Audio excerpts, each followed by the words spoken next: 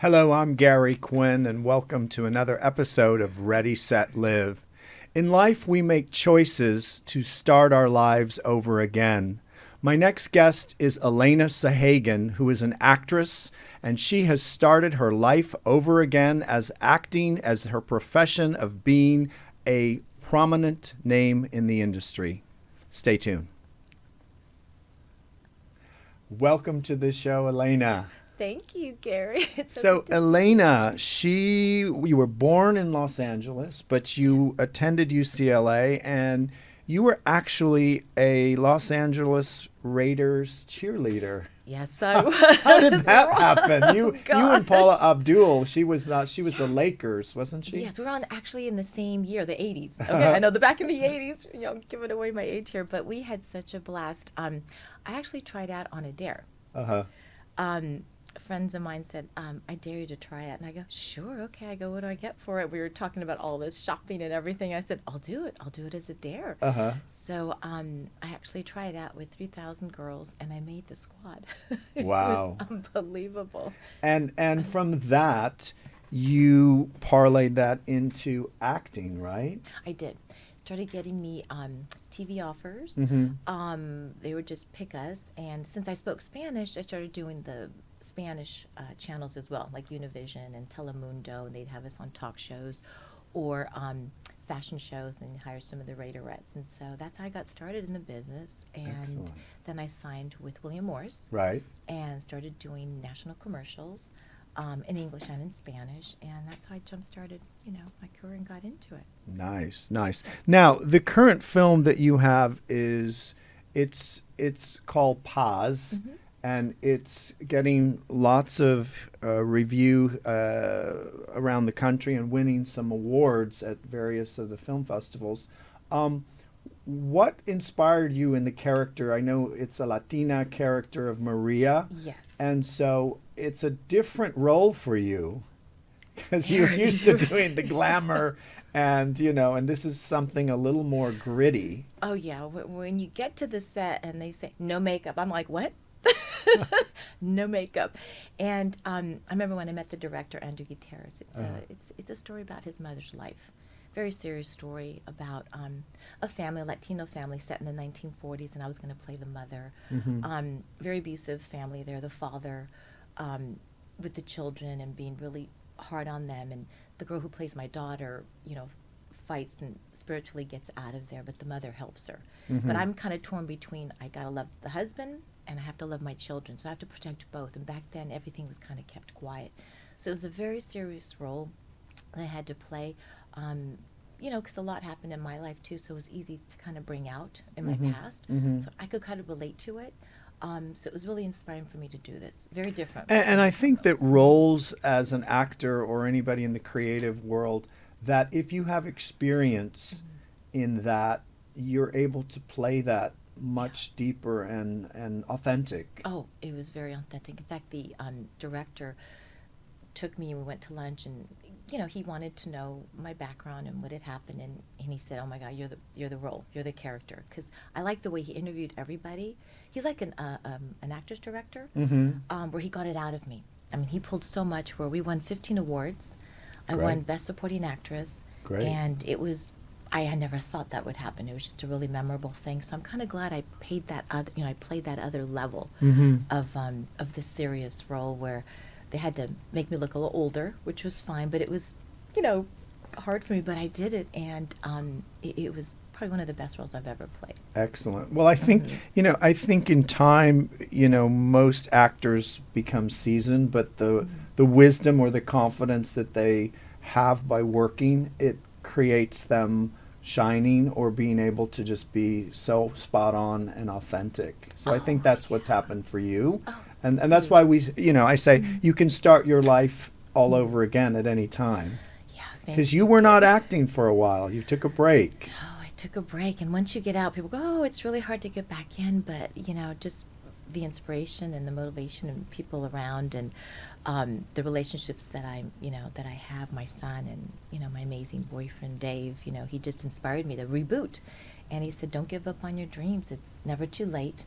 and talking to you, doing these inspirational affirmation, like thoughts become things, and I just started doing that. Well, I think everybody has a purpose. I think if you have life, as Carolyn Mace says, if you have life, you have purpose. Yes. And at this point, at any age, you can start your life all over again.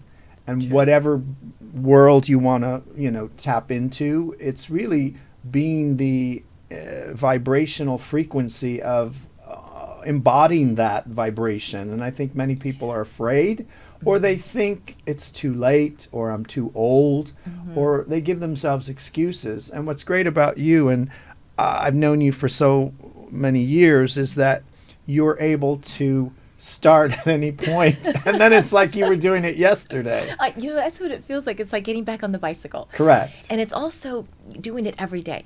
Like, remember you talk about meditating, affirming, Correct. thanking God, thanking the things. Sometimes when we get so busy we forget, but it does work. When you see the glass half full, things start coming. And you're right, we can never stop, because it's just a purpose, like you said. I think it's a sole purpose of that we're constantly evolving, and that we are constantly in alignment to be able to live our dreams. Yes. And whatever that dream is, I do feel, as Dave said, don't give up, Yeah, which it's great that you attracted that man in your life, And I believe that thoughts become things, like you teach, and the power of yes. And Absolutely. It is all real. And my son, when he first met you, Yeah. he's done that all his life. And her son is amazing. I've known him since a little boy. I remember when I would come to your house and he was building Lego villages, and I said, "What do you want to do?" And I think he was probably 3 or 4. It's when you were living close to 20th Century Fox, and he just seemed like he knew exactly what he was going to do. Always. And he's always known your vocabulary, Mom, no. And so he always said, follow your dreams, even when he was really little. And so I'm really proud of him. He's just almost 17 years old, and he's teaching me how to do affirmations and think positive and follow it, because he's followed his dreams. He's ready to go. He knows exactly what he wants to do. No, I think what's so great in the younger generation of kids between 16 and 25, when they're so inspired, it's so great to see that. And as a mom, you've given him some tips to be able to start his life. So that's also because of you, the way you've raised him. Oh, thank you, Gary. And being a single mom has given me a lot of strength. And I wouldn't have it any other way, because we grew together to be these strong people, and I'm just really proud of him. It's amazing. What would you say as part of your gift in this world, of what you feel that you have, that's your, let's say, number one gift that you have as part of Elena? What's the gift? I'm happy all the time. And I know people aren't. They go, "Why are you so happy?" Because I believe in love. I think love is the most amazing thing. I think that's why, I have fun setting people up all the time. I know you've heard this, and I've set up like 12 marriages, everything. I was in high school, and I just love seeing people happy and being in love, no matter if it's friendships or this. It's just about being happy, being alive, and appreciating, what we have out there, and having God in my life. Right. He's the number one, and because of him, I have faith. And even through the pandemic, I turned it around. I said, I'm going to work out. I have all this time. I'm going to do something for myself. And that's when Dave said, reboot. Go back to what you love to do. And I did.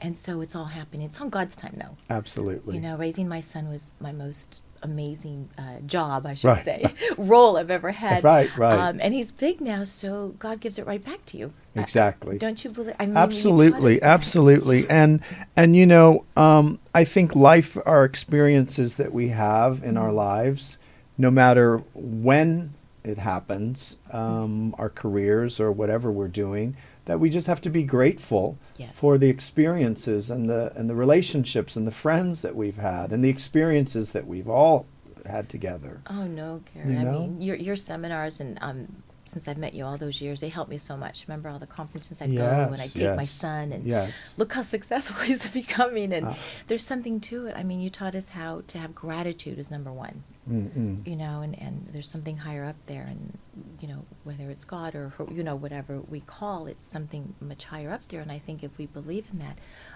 it's the power. Correct, You know, correct. bringing in- What has been the most important lesson you've learned in life so far? Oh wow. My lesson, maybe. Oh, when things aren't going the way you want them to, you have to accept them. Mm-hmm. You have to have faith. I think my lesson is really having that real faith. We always say, oh yeah, we believe, but truly having faith when things just don't seem like they're going the way they're supposed to. And why isn't this happening? I'm working all this. That's my biggest lesson. And you have to let go and leave it alone. And Correct. Trust. Trust. Because I think people Yes. try to control it. Yes. And that is a mistake because you can't control anything. You're just going to get sick or worry and stress, and nothing good's going to come from it. So you just put it out there, and you just have to say thank you for whatever's coming. And then it happens. And you're like, Correct. now I know why this happened. There's always a lesson. Correct, So- correct. And I think so many people during this pandemic, the lockdown, they've had to look at themselves and really reevaluate the pieces of themselves, and some of it they may not like, you know. And you have to, oh, you know, just deal with it. I think the pandemic actually, I shouldn't say it was a good thing that happened, but a lot of people are saying that it just reignited what they want to do, Correct. rebooted, like you're saying, Correct, of what's important in life. correct. You know, family, your career. This is an opportunity to change it up. Well, I think people have been so busy, and they Yeah. keep themselves busy, so they never had to look at themselves. So all of a sudden they have a time out. They maybe aren't that happy, or their life wasn't that happy, or they weren't happy with the person they were with. I know. I know. I have friends that So many people have disconnected or are divorcing during this time, which it's not a good or bad thing, judgment. It just means that I believe their authentic self is coming, to forth to shine. Oh yeah. And and the one good thing about life is that, we are here for such a short time, and that, we have the opportunity to make a difference. So that's the great part of, life is a miracle, really. Oh yeah, no. There's always times, like you said, to reboot, to redo, and I think relationships, it's good that maybe they did split or whatever's happening, so they can find the right person that they have and have faith that that's going to happen. I just believe that everything happens for a reason, but not to give up. Correct. Why do you think people are so unhappy in life? There's a lot of people that they pretend they're happy, but they're really not. I know. What's missing? I think, like I said again, faith. I think something magical out there, which, I call God. Correct, I do. That's correct. just me, and that's what I wake up to, and I'm happy that I'm healthy. We have to be grateful to that, number one, our family. Correct. And I think a lot of people think that other things are going to make them happy. Correct. Materialistic things or this or that, which we've all learned, our Correct. lessons throughout our careers and all of us through our years.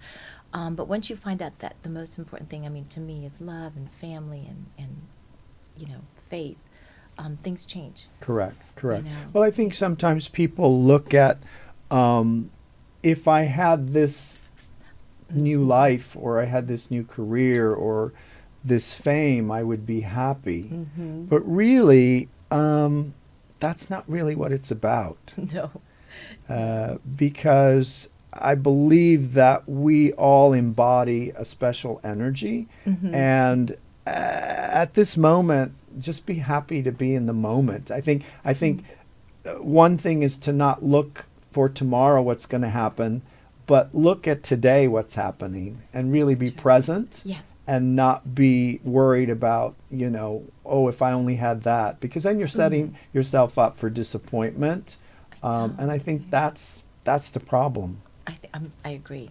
You know? Especially when you talk in your seminars and inspirational and saying, be in the moment, be Correct. everyone's so far ahead, and I think this past year it slowed everything down. So things are changing, and we just have to look at it as almost a positive thing.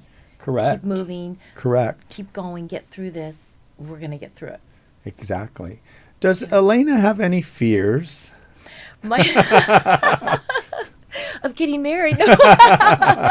Oh, that's right. You were known as the runaway bride.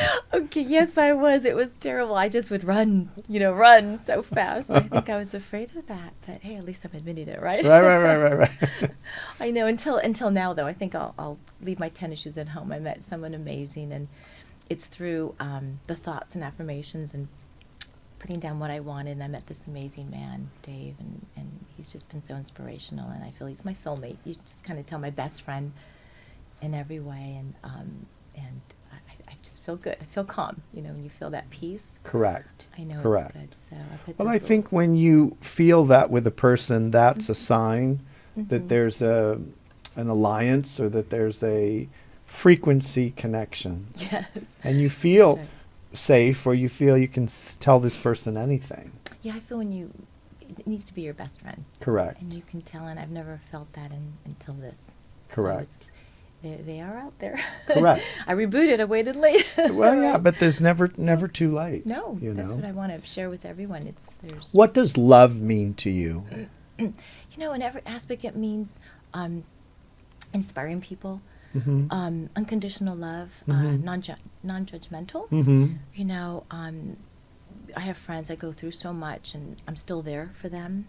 Even though sometimes people say, "Oh, you should go and go here and all this," but I just believe love is universal, and it means commitment, and just really being there, hopefully for them as a person. Yeah, It's the most important thing. I want you to answer these questions simply. Okay. The world needs Love. love. Okay. I believe. In God. Okay. Heaven is. Amazing. God is. Amazing. My favorite thing to do on a Sunday is. I love to spa, and water. I love water. Okay. And it's my favorite thing to do. Steam and spa, believe it or not, I do. Do you do any kind of ritual before you start an acting part? Do you, a lot of people, they go into the character deep, or they meditate, or they research. How do you function as an actor? Do you I do. I watch research? movies. Okay. I do research. I watch a lot of actresses that I think can be similar to those character roles. And the last one I did, I would not sleep because I had to look really exhausted and beat up. And So you didn't sleep? no, I didn't sleep. No, so A De Niro technique. I did the whole, Sandy Meisner, the Meisner Right. technique where you just play and it worked. Right. Because I look really exhausted. Tired. Yeah, so I do that. I study people and I watch them, and I do take better care of myself too. Starting eating better and all that just before a role, because it takes a lot out of you. So that's how I prepare. When you are on the set, many people they tune into this kind of. They go into their honey wagon or their trailer, and they just do a meditation, or they stay in character, or are you one of these actors that goes into this mode? Or okay, I have fun. People go, "How do you snap in?" There'll be a crying scene, Right. and I'm laughing with one of the crew because I believe in just socializing, and then I just turn it on. right. It just comes out. It's like I feel like I have a little Pandora box, Right. and it's easy to slip out because it's almost like therapy for me. Right. Except it doesn't cost anything. They're Right. paying me. Right. So that's what I do, and people just go, "How do you do that?" Because I believe it's just fun to be with people and have just trust. Correct. That you're going to do it. And I am that character when I walk on, but she can still laugh and have a good time and, go through all that. So that's As an actor, what tips would you give to someone who's just embarking on an acting career, a young male or female? What tips would you say to learn to know before you get into the business? study. Study. Yeah, I would get a coach, prominent a coach work with them. Good headshots are really important because that's your ticket, even just to get in the door before you even perform. So I think good headshots, good photographer. A good reel. Yes, a good reel is really important. Even if you're just reading off, at least it's something they can see you. Right. And do whatever roles that you want to do. Try and do drama, comedy, put it together. But it's definitely those first 30 seconds. Correct. It's what's going to impress them. Correct. That's all you have, I think. It's 30 Well, seconds. I think many actors think that they don't need all of that, but it's a business, and any casting director or producer or director, if they don't see your work prior, they won't. How can they know what you can do? No, you have to work hard, like you said. You at anything, any career. You can't just say, "Oh, here I am." And some people get lucky, but others, 90%, you got to work. You got to work your way up. I mean, I built my resume, and I'm still rebooting back again. Correct. So you have to breathe it, really love it, and love it. You know? Yeah, I really believe if you're an actor, you really it's a constant work job. Yeah, because it's not like you're in a medical field where you're going to move up. Right. Actors, you have to keep going. When your next job, right? When I remember when I interviewed Shirley MacLaine for an article that I wrote on her. At the end, she said, "Now, if you know any young directors who might be directing a movie, I'm available. I can play grandmothers." I love her. And I was like, "Okay, Shirley." I love her. I mean, here's Oh the my Academy gosh. Award winner, and you still have to promote yourself. You do. I mean, even now I got to reboot, and I've got to call, Exactly. other people, and I'm on a different level now with the roles I'm playing, and you still have to keep doing it. And you have to go keep out there. meeting those young directors, those young Yes. writers that are coming out of film school or Yes. wherever they're coming out of, and they need to know about you. I know, like Andrew Gutierrez, this young Correct. director. I said, "Don't forget about me," and he's so funny. He's such a lovely director, really talented with Paz and all the awards. And so you're right. And when they like working with you, they want to work with you again. Exactly. And I agree with Shirley MacLaine. Hire me. Hire me. I'll be looking for a job. What is your ultimate mission in life? To just continue being, this mom for my son. I think that's the most amazing role I've ever played, and I never want to stop playing that role. Is being a mother and a good example for my son. On your bucket list, what actor or actress would you like to meet or work with? Actually, work with. Clint Eastwood. Clint Eastwood. Okay. Oh, I think I already knew. I mean, he's just so brilliant. Everything I've watched, and also he gives these people opportunities. He watches some. I mean, I think he hired one person from a PBS special. So Yes, I can read tell. about that. He really looks at the work of people, and I admire that. He's talented. So that's one person on my bucket list. Good. Even a small role. Okay, Clint. Right. Yeah. Who inspires you musically? Oh, I love Santana. Okay. I do. And I love that one movie, I Can Only Imagine. That was so good. That group, really inspiring. So I do like that group. But I always enjoyed Santana and his music. Yeah, music is a frequency, so I think music helps people to heal on whatever level they're working on. Yeah. Well, I thank you so much for coming in today. It's a pleasure to see you shine, and always best of luck to your work and this new film and the other films that are coming out. I know you have several things coming out. I do. I just did a movie with Suzanne De Laurentiis, produced it. Okay. Along with Kevin Goitz and Neil Goitz. Okay. And Stephen Horniak. And it stars Michael Pare. Okay, It's Michael a sci-fi. Pare. Okay. Yeah. And Joseph Altmani and myself. I play the mother role. So it'll be a fun movie that's going to be coming Nice. out. Yeah. It's great people to work with. And director Dale Fabregas. Okay. Yeah. I'm Excellent. So excited about Well, that. as always, keep the faith, Thank you. keep the energy, Yes. and you're the best. Thank you, Gary. You're the best. Thank you. Keep up. Thanks, Yes. Thanks, Elena. All right, thank you. I'm Gary Quinn. Thank you for joining me on this episode of Ready, Set, Live. Until next time, stay well.